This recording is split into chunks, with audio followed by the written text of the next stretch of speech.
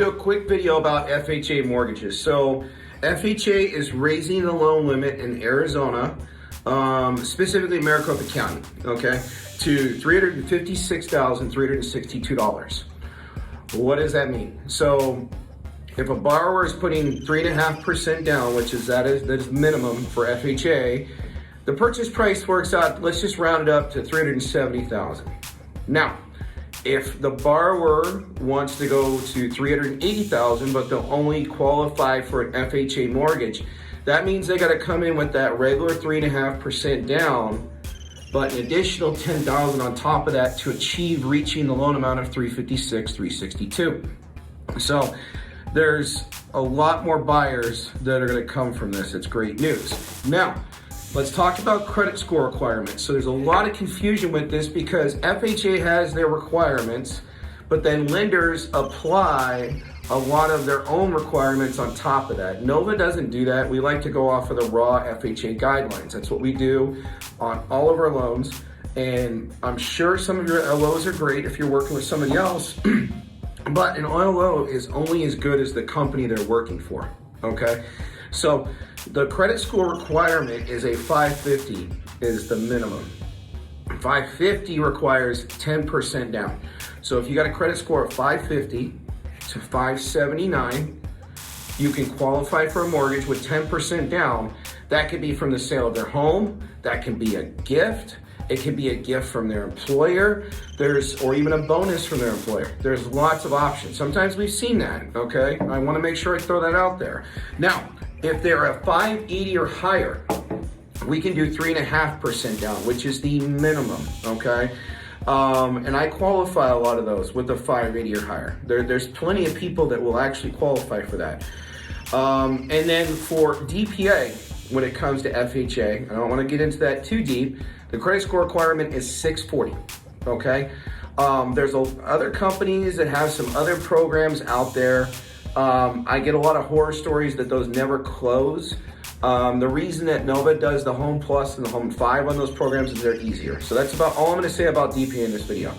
The other caveat that comes to credit scores for FHA is we can go down to have a no credit score. That's a manual underwrite. The difference between a manual underwrite and automated approval is an automated approval is less requirements. A manual underwrite's a little more intensive, such as somebody that doesn't have a credit score. What we have to do is we have to get what they call alternate trade lines of credit, things that don't report on your credit. Utilities, which you can self-report now, which makes our lives easier. Verification of rent. We don't have to verify rent if we have an automated approval. But if we don't, because when they have no credit score or bad credit score, sometimes you won't get an automated approval and you have to do a manual underwrite. And those are difficult. We like to go through those files before we write a pre-qual and have an underwriter actually look at it. A lot of lenders make mistakes on manual underwrites and write a pre-qual without going over with their underwriter because there's a lot of discretion where the underwriter can make their own decision on it. And I don't like discretion. I like to work with a razor's edge and get things done, okay? So, a manual underwrite, we have to verify rent. Automated, we don't, okay? Also, we need to get alternate trade lines on a manual underwrite because they don't have credit trade lines a lot of times. So it's utilities, car insurance, cell phone bill, something we could show a 12-month payment history as being good with that. A verification of rent, of course. So those are the basics of that. Now, a lot of people have heard that FHA debt to income ratios are 31 and 43. It's actually not true. That's something that's been around as long as I've been in the industry for 16 years. That's an old school debt to income ratio requirement. Agents still spout this out of their mouths that don't do a lot of business, and I hear it a lot because it's misinformation. One of the biggest problems in our industry is misinformation. That's one of the reasons I'm going to be putting these videos out very often for you guys, because after doing that session with Rio and AZ the other day, I realized that if I can help sharpen you guys, it makes my life easier and makes us work efficient more, where we can just take over the valley as a team together, okay? So the credit score requirements for FHA are basically You can go up to a 46.9 and a 56.9. Now, what are those two debt ratios? Well, the first ratio, 46.9, is housing. So you take their gross income, if they're not self-employed, you take gross income, and you divide out the mortgage payment by the gross income. I don't want you guys to do this calculation. So basically, short and simple, the new housing payment that we're working on cannot exceed 46.9% of their income, okay? Now, the back-end ratio is total debt ratio, 56.9. What is that? That includes all of their consumer debt that's on their credit. Doesn't include utilities, doesn't include car insurance. It's only stuff that's reporting on credit, okay? Credit cards, car payments, student loans, that kind of thing, okay? So that total ratio includes the new housing payment and the debts, and it can't exceed 56.9. That's the debt ratio maximum. If you're hearing a lender say something different, either their company has overlays, extra rules like I talked about, or maybe they're doing DPA, which has more restrictions, or maybe underwrite that has more restrictions, and we can go into that. My job is to give you guys just a fine brush of understanding. We'll start with baby steps, and then we'll get you to the point where you kind of know everything on both sides of this to a certain degree, so that way when you're getting asked the hard questions from a borrower, you'll be able to answer those, okay? Another thing about FHA is bankruptcy. I get asked this question a lot. There's two kinds of bankruptcies. There's a Chapter 7 and a Chapter 13. Different. Really easy to remember though. Chapter 7, they pay nothing back. It's filed and then it's discharged. Chapter 13, they make payments at a discounted amount and pay it back. How does that work? It's filed. You make payments until you complete all your payments that are scheduled every month, and then it's discharged. There's a waiting period. It's 2 years, but it's different for each one. For a Chapter 7, it's 2 years from the date that it's discharged because they're not paying anything back. And usually a discharge date is a short period of time after they file it. It doesn't take very long. I think it's like 90 days a lot of times or less. A Chapter 13, it's 2 years from the date they filed it. So, very important, remember this. You can still do an FHA mortgage when somebody is in a Chapter 13 bankruptcy, believe it or not.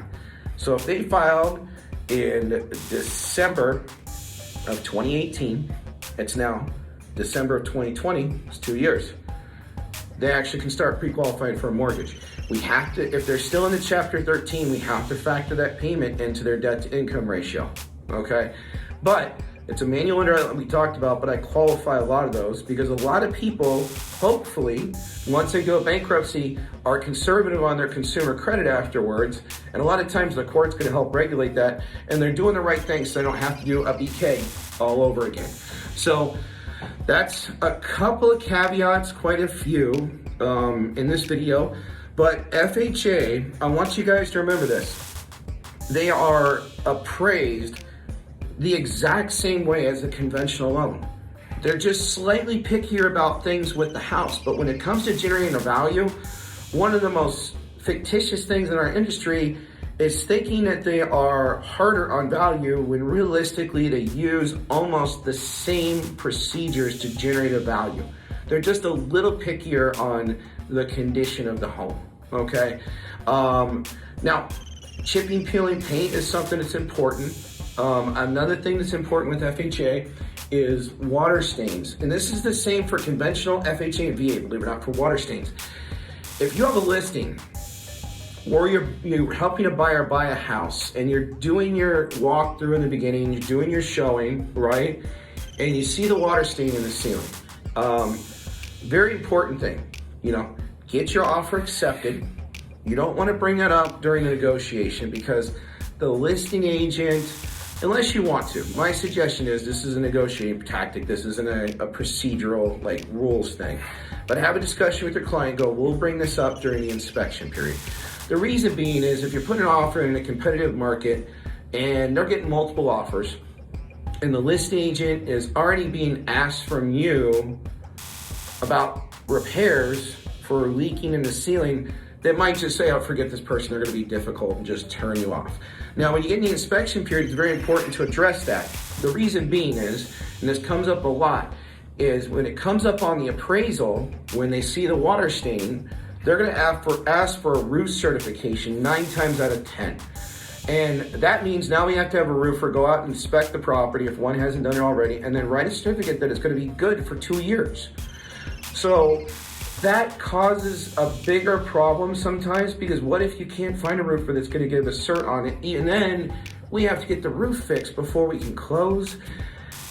I'm not saying your client needs to buy a house and it has a roof and needs to be fixed, but if it's something they can patch and make it work and then save up the money and fix it later on, greatness, okay? Who knows, they might be able to do an insurance claim, all right?